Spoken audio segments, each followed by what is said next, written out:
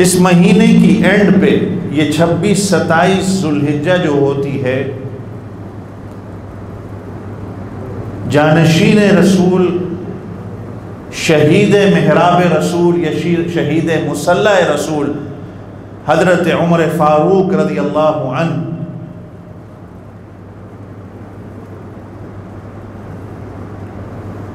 کی شہادت ہوتی ہے، قاتلانہ حملہ ہوتا ہے۔ یہ 3 سے 4 دن حضرت عمر رضی اللہ عنہ زخمی حالت میں ہوتے ہیں اور پہلی محرم کو ان کی شہادت ہوتی ہے۔ اکثر و بیشتر یہ کہا جاتا ہے کہ یہ لوگوں نے من گھڑت بنائی ہے کہ حضرت حسین رضی اللہ عنہ کے شہادت کے مرتبے کو کم کرنے کے لیے سنیوں نے یہ من گھڑت پہلی محرم کو ایسے ہی جو ہے گڑ دیا ہے، حالانکہ یہ حقیقت نہیں ہے۔ اور جیسے میں نے شروع میں کہا کہ شہادت لعنت یا کوئی مشکل چیز نہیں کسی پہ ہوتی، شہادت تو ایک غنیمت اور یہ رحمت ہوتی ہے، اور یہ کوئی مرتبہ کسی کا کم اس سے نہیں ہوتا۔ اب حضرت علی رضی اللہ عنہ کی شہادت جو ہے وہ 21 رمضان کو ہے۔ اب کوئی نعوذ باللہ یہ کہے گا کہ ہم رمضان کے آخری 10 دنوں کی فضیلت کو کم کرنے کے لیے حضرت علی کی شہادت کو نعوذ باللہ من گھڑت ہم بیان کر رہے ہیں، حالانکہ یہ آخری دنوں کے اندر تو ہر آپ کے ملکوں میں جو ہے وہ شاپنگ کی ایک گہما گہمی ہوتی ہے، لیکن جیسے ہی محرم شروع ہو جاتا ہے تو بھئی خوشی منانے کی کسی کو اجازت نہیں ہے، افسوس مناؤ، اور باقی سارے مہینوں کے اندر ایک طوفان بدتمیزی اور ادم بازی مچائی جاتی ہے، لیکن جیسے ہی محرم شروع ہو جاتا ہے تو کہتے ہیں کہ یہ ایک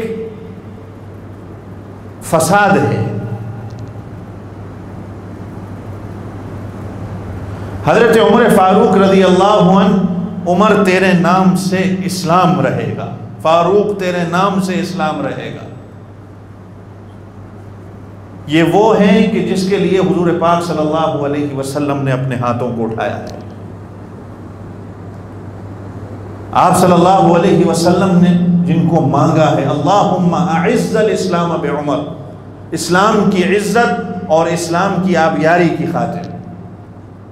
2 بندوں کو حضور پاک صلی اللہ علیہ وسلم نے مانگا ہے، ایک عمر ابن ہشام جس کو ابو جہل کہا جاتا ہے، اور ایک حضرت عمر فاروق رضی اللہ عنہ جس کے بارے میں حضرت سید عطا اللہ شاہ بخاری رحمۃ اللہ علیہ کہا کرتے تھے کہ باقی صحابہ مرید پیغمبر ہیں، حضرت عمر مراد پیغمبر ہیں۔ مرید تو سارے ہیں، مراد صرف ایک ہے۔ اور ایک اور حدیث میں آتا ہے کہ آپ صلی اللہ علیہ وسلم نے ہاتھ اٹھا کے اللہ سے کہا کہ اللہ جو تجھے پسند ہے وہ مجھے دے دے۔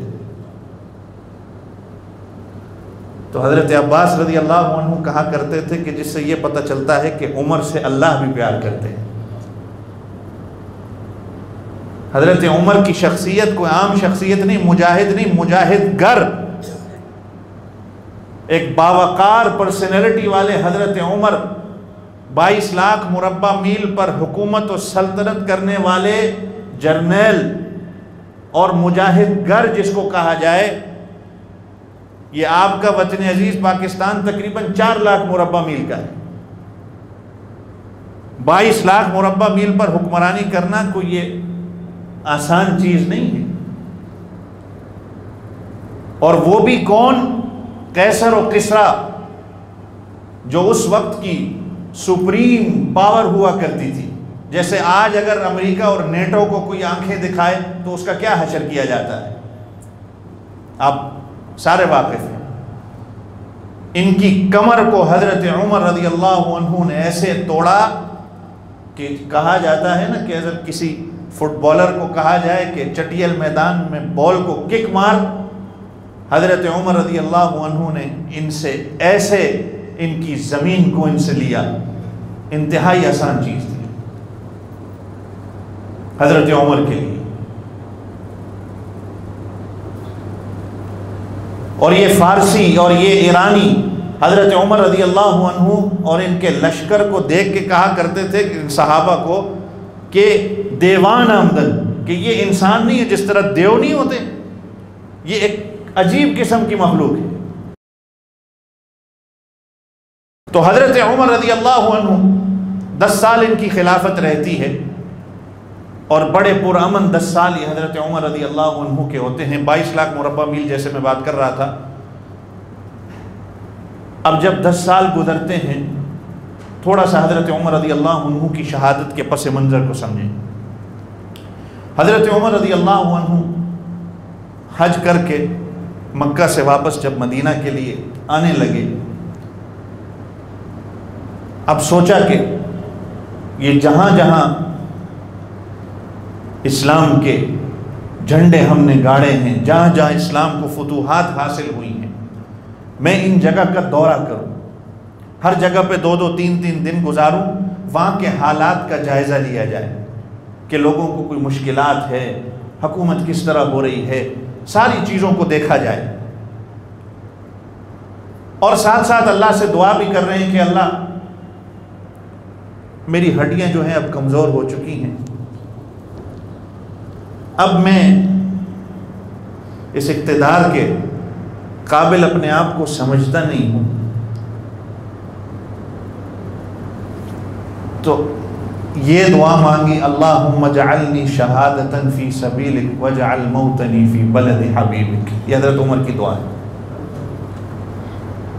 اللہ ایک تو میں تیرے سے شہادت کی موت کا طلبگار ہوں، اور نمبر 2 تیرے حبیب کے شہر کی۔ اب حضرت عمر رضی اللہ عنہ کی خلافت ایسی ہے کہ حکومت ایسی ہے کہ حضرت عمر رضی اللہ عنہ کی حکمرانی کے اندر کسی کافر کو جو بالغ تھا اس کو مدینے کے اندر آنے کی اجازت نہیں تھی، نابالغ کوئی ہوتا تھا تو وہ آ جاتا تھا، باقی اگر کوئی کافر ہے تو اس کے لیے ایک اپلیکیشن جاری کر دی جاتی تھی، اس کا جب تک کام ہوتا تھا وہ اپنا کام کر کے وہاں سے چلا جاتا تھا، تو اس کی اپلیکیشن ختم ہو جاتی تھی۔ اب دیکھیں اللہ پاک کیسے راستہ بنا رہے ہیں۔ اب حضرت عمر رضی اللہ عنہ نے چنانچہ وہی کہا کہ صحابہ کو بلایا جائے اور ان سے مشورہ کر لیا جائے کہ یہ جتنی جگہ ہیں، یہ کیا ایران ہے، کیا نیشاپور ہے، کیا یہ آذربائیجان ہو گیا، یا روس کی کچھ ریاستیں ہو گئیں، یا یہ نہاوند جس کو کہا جاتا ہے، اور ترکی اس وقت اس کو سلاجقہ روم کہا جاتا تھا، ان ساری جگہوں کا دورہ کر لیا جائے۔ یہ ساری حضرت عمر رضی اللہ عنہ کے کہتے ہیں نا کہ حضرت عمر رضی اللہ عنہ نے حضرت سعد بن ابی وقاص رضی اللہ عنہ کو جب کمانڈر بنا کے بھیجا تو اس وقت کا بادشاہ اس نے مذاق کے طور پہ، گستاخی کے طور پہ حضرت سعد بن ابی وقاص رضی اللہ عنہ کے نمائندے پر مٹی کا ٹوکرا سر پہ رکھا جب بات چیت کرنے کے لیے گئے۔ تو جب حضرت عمر رضی اللہ عنہ کے پاس یہ بات پہنچتی ہے تو حضرت عمر رضی اللہ عنہ نے کہا کہ جب انہوں نے اپنی مٹی ہمارے حوالے کر دی تو سمجھ لو ان کا ملک ہمارا ہو گیا۔ تو خیر علامہ اقبال مرحوم نے جو یہ شعر کہا ہے نا کہ بحر ظلمات میں دوڑا دیے گھوڑے ہم نے سنا ہوگا، یہ انہی حضرت عمر رضی اللہ عنہ کے دور کا، جنگ قادسیہ کا یہ واقعہ ہے کہ جو ایرانی مجوسی فارسی کہا کرتے تھے کہ یہ حیات الصحابہ کبھی کھول کے دیکھیں کہ صحابہ کہتے ہیں کہ اونٹوں کو ہم نے پانی کے اندر، حالانکہ اونٹ پانی کے اندر نہیں جاتا، صحابہ نے اونٹوں کو پانی کے اندر دوڑایا، اور صحابہ کہتے ہیں کہ اونٹوں کے تلووں کے اندر پانی کا ایک قطرہ بھی نہیں ہم نے دیکھا، جن کو دیکھ کے یہ ایرانی کہا کرتے تھے کہ یہ کوئی دیو آ گئے ہیں۔ اور کہا جاتا ہے کہ حضرت عمر کا نام لے کے عورتیں اس وقت اپنے بچوں کو سلایا کرتی تھی کہ سو جا نہیں تو عمر آ جائے گا۔ یہ کوئی عام جرنیل نہیں ہے، مجاہد نہیں، مجاہد گر جس کو کہا جاتا ہے، جن کے آج بھی دنیا میں لاس مانے جا رہے ہیں۔ یہ کبھی مہاتما گاندھی بھی کہا کرتا تھا کہ حضرت عمر رضی اللہ عنہ کی اگر خلافت مانوں تو میں رام کرشن کا نام نہ لوں،